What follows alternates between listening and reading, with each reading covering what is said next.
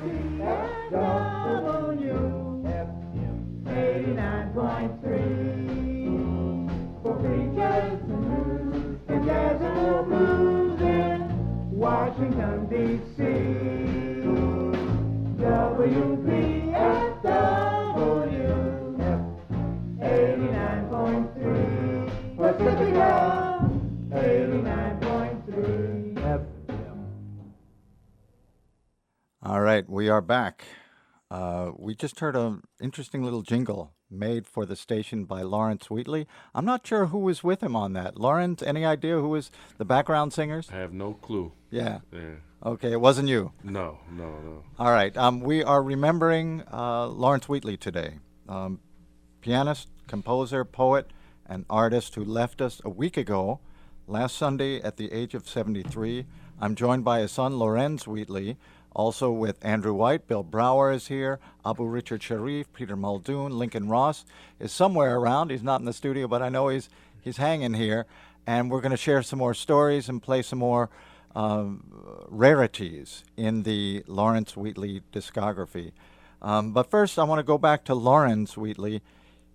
There will be a memorial for Lawrence coming up next month. Why don't you give us some details? Because I think Lawrence and his music touched so many people in this community, and I think people are going to want to come out and gather and share stories. So tell us more about that. And as such, at Westminster Church, where they have the blues night tomorrow night and jazz nights on Fridays, on Saturday, November 8th, the second Saturday in November, from 2 to 4, there will be a musical memorial. It's still in the planning stages, but of course, it's going to highlight most of his music. And so, I'm expecting the music community to come out and give either musical or verbal testimonials, or at least there'll be space for that. There'll be some structure in terms of homegoing as well. But this is just some way to bring some closure because of the fact that he has touched so many lives here. And well, I know that a lot of people have been calling. Yeah. And in fact, you've spoken to some on the phone. George Oakley just called. That's right. And there was a woman named Lauren Volosian who played piano and said she took lessons from Lawrence. And in fact, she was part of the jam sessions at the piano shop. Okay.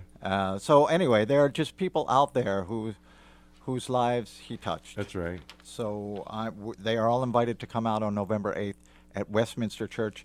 Keep listening to this station because we will give you more details on that as we get closer to it. So let me talk a little bit more to the musicians who have gathered with us. Why don't we begin with Andrew? Andrew White, did you actually play Lawrence's music? No. No. Okay, so I know that you have transcribed and analyzed and published your thoughts about certain composers, and I want your insights on Lawrence's music itself. What is it about his music that reflects his personality? You knew the man. What is it about the music that contained this personality? Well, I think the main thing is the same thing as with John Coltrane. He had a tremendous affinity for what do you call it? Symmetry. And from something as basic as that, a lot of musicality and abstraction can emanate, and he took full advantage of that. I heard most of his pieces at the jam sessions, and I can't remember. He showed me some of his scores and all, and that's the thing that stood out the most to me. He had a tremendous amount of respect for cadentiality, that is cadence, and the antecedent and consequent phraseology that many of the greater composers use as stalwarts. So he was quite adept at taking any of his ideas and making them be able to fit into that particular mold. So that's about all I can say in terms of the profundity of it. I'm sure there are several simplistic nuances which might escape me because I wasn't there all the time. But well, let me ask a couple of people who actually performed his music, Abu Richard Sharif and Peter Muldoon. What is the particular challenge in playing Lawrence's music? Abu, why don't you begin? Well, Lawrence was a very particular person. He was very demanding with regard to play it well, know what you're playing, know it well, and be capable on your instrument. And that's why his workshops were more clinical than the average jam session as such, because he was very, very much into do it exactly. Well, in fact, Jelly Roll Morton was said to have told his people, play exactly what I have on the paper there, and I don't deviate from what's on the sheet, you know. So if you were capable of reading well, and of course that's in a drummer's context, that's sometimes more liberal than in the other players. So what it was with me and Lawrence is that Lawrence was so bright that he didn't have to worry about what I was playing as such if I was capable of interpreting on my own what was going on as a drummer.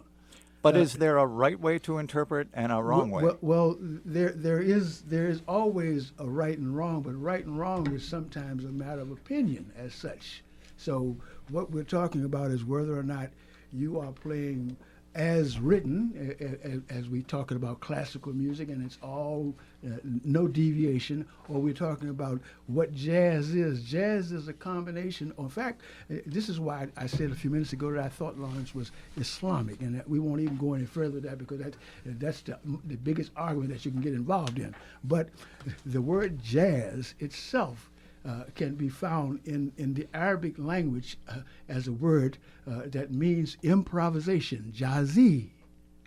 So therefore you have a combination of the European quality, which is the strict cadence or the strict adherence to the format, as opposed to the swing in the music. It doesn't mean a thing if it doesn't have that swing. You can take that into the Latin idiom and come up with the clave and the guaguancó and the drummer's involvement, which swings, but there doesn't have to be a written score. Lawrence understood that. So, Andrew? Yeah, that is the eternal conflict for jazz. What do you mean? What I was saying when I addressed your question, I was not talking about jazz, and I was extolling the virtues of Lawrence's music from a straight state compositional perspective. And what Richard just said is the antithesis of that. And that is the eternal conflict that plagues all jazz composers. And so how do composers reconcile? They don't. All they can do. That is the abstraction of jazz that makes it so unique and fresh and whatever. That's what makes it jazz. The conflict, the eternal conflict. You're always trying to run up the staid qualities of composition up against the spontaneity of improvisation. And Lawrence was very adept at giving somebody some composed music and being able to yield or bring forth the spontaneity of improvisation. It's a delicious tension. exactly. Well, you said that, I didn't. Peter, what? Share your insights about the music itself, about performing and playing Lawrence Wheatley's music. Well, What's the challenge? Well, first of all, as far as playing the heads of his pieces, he was very particular about it being played the way it was written. And Lawrence would write things in a very classical way. You know, if he wanted to put, like, you know, if he put a fermata somewhere, he wanted it to be played. If he wrote something, you know, if he wrote chords in a particular way and you arpeggiated it too much, he wouldn't like. He was very particular about playing the heads as written. But then one thing about his music, and which would make it tough because he'd give it to you on the spot at the jam session, and it would be a unique piece, and sometimes people wouldn't have heard it before, and there'd be arrangements for horns. But the thing that he did that I'd never seen before, you know, but I haven't been around that long, but one thing that he does at jam sessions that I've never seen before is that he doesn't write changes out in, you know, He doesn't write like chord symbols. He gives you the manuscript like what the piano player would see, and he has you interpret that. And I've never seen anyone do that on a jam session, is give you something that looks like a Bach piece and say, here, solo on that. And and then he'd get very angry if someone would try to write in chord symbols on top of Oh, them. you better not. Yeah, no, because no. he's like, no. He's like, that's because, you're interpreting what you're seeing, but it is the sound that it is. There's no other way to write exactly what I want than this. And so when it came to improvising, you would take the sounds he gave you and improvise. Obviously, you're improvising. But when it came to playing the heads, he was very specific. And when it comes to and outside of that, he that was with his original music. I found it very difficult because when he played at his jam session, I really always felt like a bass player had to be something else, as far as ears wise, because he'd play some tune that no one had ever heard of, some like obscure tune from 1912 that no one plays anymore, and then he just started playing it, and then the bass player, of course, is listening to one chorus, and then everyone starts playing, and if you didn't know the song, he'd turn around and he'd start singing the words. He'd sing the words of the song. He'd turn around and he'd lean his head over, like, it's like, come over here, and I'd put my head over, and then he'd say the words, the whole song, to help you remember. I'm sorry. Andrew White. It's like a happening. You remember what they used to do back in the 60s? That's what that was. That's exactly what that was. In his way, yeah, that was his happening. Well, not only he wouldn't put the chord changes on some of the songs, he wouldn't put the title on the song. Oh, yeah. It was a happening. And he would, and I would say, Lawrence, why you don't put the title on the song? He says, well, I want you to intone the music. Intone. That's right. That's a happening. You're supposed to look at the first line, sing it to yourself, and know what it is from the way it's written. That's what all the flower ladies used to do. And that makes sense if you've been playing in the band for a while, you've been in the band for a while and you know the material, a piano player might tinker and you automatically know what tune it is. But for guys just coming in and, we say, well, what are we getting ready to play? And he'll call the tune and we might know the name of the song and we tell him, he had the saxophone book over there and he's looking for a song that ain't got no title on it.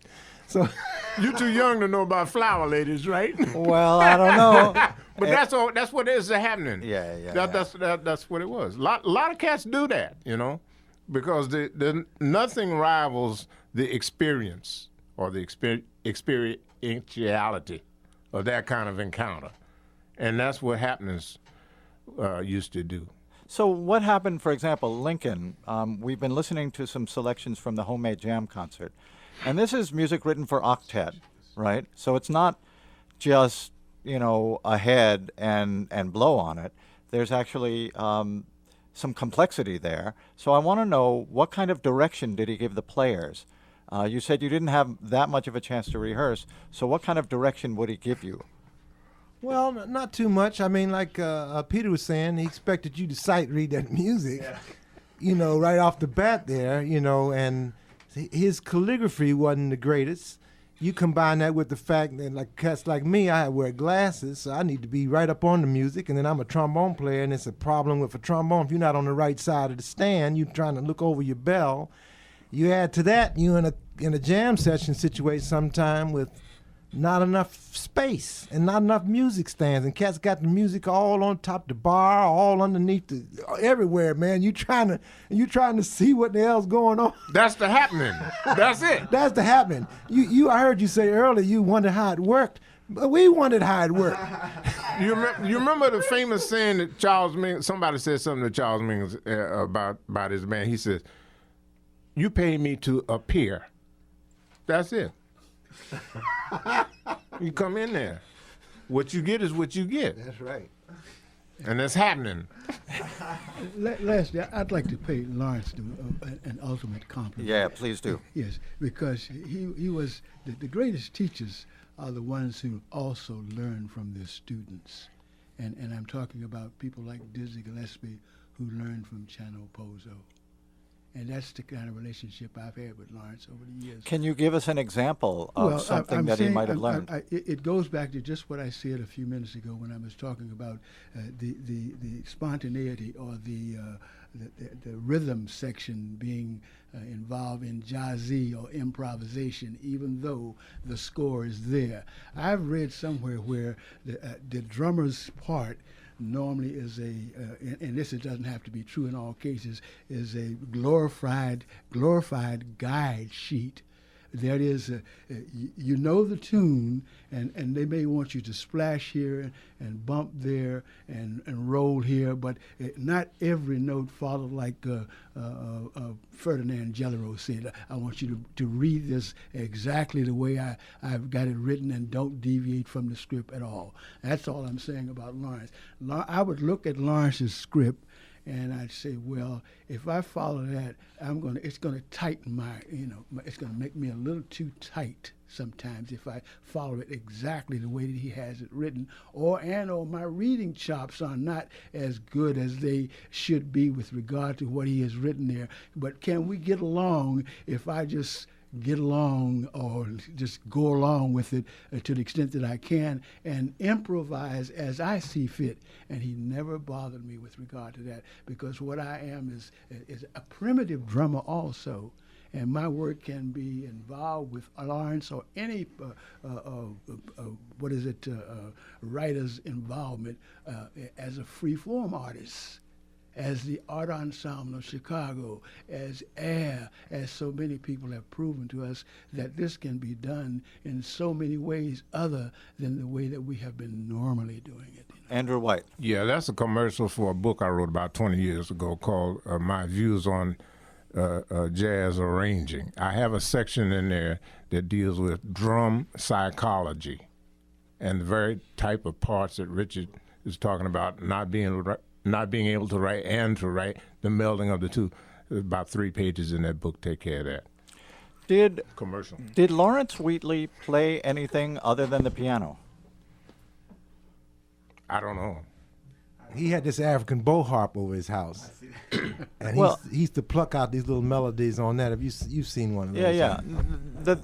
Well, Peter, did you have something? No. Actually, he just pushed the mic this way. I don't know why. Well, no. Then let me follow up. Let me follow up. The thing is, the one thing though about Lawrence, as far as like outside of that I haven't mentioned yet, is his repertoire was I don't know anyone who has the repertoire. It seemed like he knew every tune in every key, and not just jazz tunes. It seemed like he knew every other classical tune in every key. And a friend of mine, Lyle Link, great saxophone player, came to his house with me, and Lyle sat down and started playing this piece, and within 2 notes, Lawrence is like Satie, and I can't remember the name of the song, but he had a good understanding of I think a lot of instruments, but his repertoire was so immense, Well, he was an encyclopedia of bebop tunes for sure. He was encyclopedia, period. Also, in English as well. So.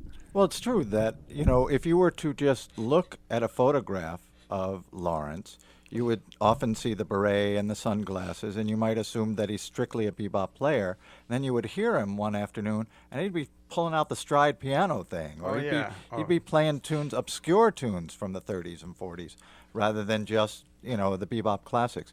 But let me follow up on something I meant to ask both Lincoln and Andrew, and the reason I had asked whether Lawrence plays any other instrument. Unless you really know what the trombone is capable of, how can you write for a trombone part? You need to know the range. You need to know what a trombonist is capable of, right? So how did he teach himself to do that? Well, you don't have to be able to play a trombone to know that, but that you do have to learn that to write for it. So tell me about the trombone parts that he would write for you. Well, they weren't that demanding. I mean, he knew the range of the instrument. And most arrangers and people that study music, they have studied the range and previous material written for the instrument. So, and the difficulties of playing an instrument. Usually, in college, they give you a little small course in most of the instruments, so you get somewhat familiar with actually playing it. And so Lawrence, I don't know if he ever actually played a trombone, but like most arrangers, he had a good conception of what to write for a trombone and what not to write. Mm-hmm. Yeah. Yeah, Peter. Well, another thing about that, it seems like he would know like things about my instrument that a guitar player should know that most guitar players shouldn't know, and he would just know. He'd tell me about some etude by Villalobos that I needed to check out, and he'd sing it to me, and I was like, it didn't seem like something you'd expect a lot of piano players to, and so and speaking about the voicings and being different guitar composers that had particular voicings that you could take advantage of the way the guitar is the way the guitar is built, that some that there was some voicings in this, for example, in this Villalobos that he wanted me to check out and make use of, and it seemed like he had that with almost every instrument. Like he knew about different composers that wrote maybe different concertos for different pieces or for different instruments and what people should check out. Let me say what very, very quickly. What most teachers are involved in is to make themselves aware. If they intend to teach, they've got to make themselves aware of the particulars of other instruments. My first drum teacher was a violin player. But he was capable of imparting enough understanding to me as to what I had to do in order to play that instrument. So obviously he had enough understanding about drums to write for them or to impart the understanding, even though he himself was a violinist. You see. Okay, Yeah. so back to Lawrence Wheatley. Why don't we listen to a little bit more? Because, it all comes back to the music, right? Right. And so Lincoln brought up this rare recording. First of all, under what circumstances was this solo piano thing made? Well, I had an electronic keyboard, and I took it over his house one day, and it had the capability to hook up to a sequencer so I could record him playing live. So, he was, like we mentioned earlier, you're going to have to pull him to go to a studio or somewhere. But so I took the studio to him in a sense, and I got him to play for a few minutes, and he got tired of it. But I captured these few little things on a sequencer, and so that's how that came about. So we're going to play this second selection. Do you know the title of it? It's a standard tune, actually. Somebody will know it. We'll try and identify It's like a it. show tune almost. I forgot the title of it. Okay. I'm sure Andrew will know it. And then we're going to follow it with a recording that Lawrence Wheatley made with Gene Ammons. And Oh, yeah. So a little bit more Lawrence Wheatley here on The Sound of Surprise.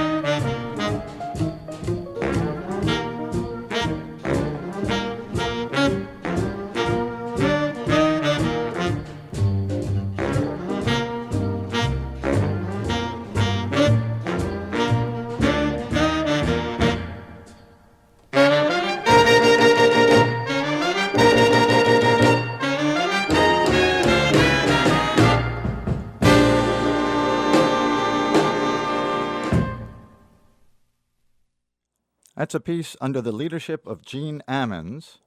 It's from 1955. The group includes Nate Woodyard, trumpet, Edwin Moore, trombone, Cecil Payne is the baritone saxophonist, Ernie Shepard, bass, I assume this is George Dude Brown playing drums, and Lawrence Wheatley is at the piano. And we are celebrating the musical legacy of Lawrence Wheatley today here on The Sound of Surprise. Mr. Wheatley just passed on last Sunday at the age of 73.